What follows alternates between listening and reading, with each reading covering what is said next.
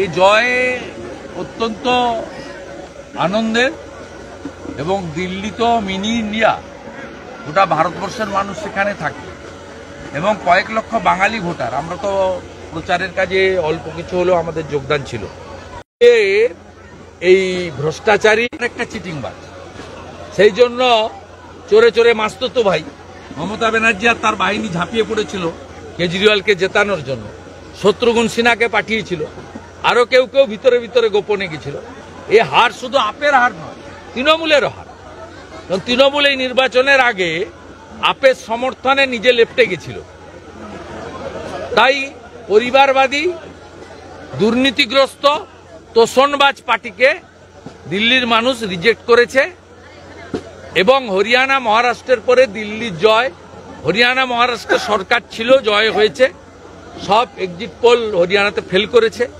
দিল্লির জয় আমি মনে করি 27 বছর, প্রায় 3 দশক পরে দিল্লির ফিরে আসা। একমাত্র কারণ হচ্ছে দেশের যশস্বী প্রধানমন্ত্রী নরেন্দ্র মোদী, তার ক্যারিশমা, তার উন্নয়ন, তার প্রতি ভারতীয়দের যে আস্থা, তার প্রকাশ। আর যে হিন্দু সনাতনীরা ভোট দিতে বেরোতো না, তারা মহারাষ্ট্র নির্বাচন থেকে বিপদ বুঝে তারা ভোট দিতে বেরোচ্ছেন। সেই কারণে এই জয় সুনিশ্চিত হয়েছে। মহারাষ্ট্রে 19 সালে 61% ভোট ছিল, এবারে 66.5 হয়েছে। ঠিক একইভাবে 8 থেকে 10% ভোট বেড়েছে দিল্লিতে পোলিংয়ে। বাড়ি থেকে বেরিয়ে ভোট দিয়েছেন হিন্দুরা, সনাতনীরা, সঙ্গে সর্দারজিরা, তারা আমাদের সব ভোট দিয়েছেন। পূর্বাঞ্চলী ভোটার, ইউপির ইস্টার্ন জোন, বিহার, ঝাড়খণ্ড, পশ্চিমবঙ্গ এবং উড়িষ্যা, 29টা বিধানসভা কেন্দ্রে আমরা এই পূর্বাঞ্চলীয় ভোটাররা মেজরিটি ছিল। এই 29টার মধ্যে 20টাতেই ভারতীয় জনতা পার্টি জিতেছে। দিল্লি কা জিত হামারি হ্যায়, 26 মে বঙ্গাল কি বারি হ্যায়। আপনি বিহারে তো সাফ হয়ে যাবে, ও তো ঝড়ে উড়ে চলে যাবে। আপনি দিল্লিতে যে এলাকাগুলোতে সেখানে প্রচার করেছিলেন, দেখা গেছে অধিকাংশ ক্ষেত্রে সেখানে আপ হেরেছে এবং বিজেপিও জিতেছে।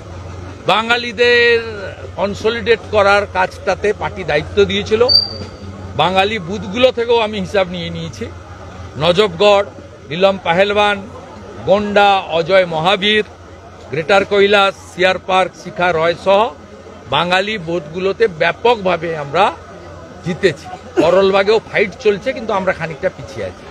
অতএব দিল্লির বাঙালি ভোটাররা পশ্চিমবঙ্গের দুর্দশা দেখে, পশ্চিমবঙ্গে বেকারদের যে কঠিন দুরাবস্থা, আরজি করের ঘটনায় মহিলাদের চোখের জল, সর্বোপরি দুর্গাপূজা থেকে শুরু করে সরস্বতী পূজা, ঠাকুর ভাঙা আর পূজা বন্ধ, মা সরস্বতীর অপমান দিল্লির বাঙালিরা সুদে আসলে তার প্রতিশোধ নিয়েছে। দিল্লির পর কি মা সরস্বতী পূজা যারা বন্ধ করেছে, দিল্লির বাঙালিরা একজোট হয়ে তাদেরকে হারানোর কাজটা করেছে। দিল্লির পর কি এবার টার্গেট বাংলা, কেননা সেখানে যেরকম বিহারে তো ঝড়ে জিতবো, আসাম তো জিতেই আছে 26-এ।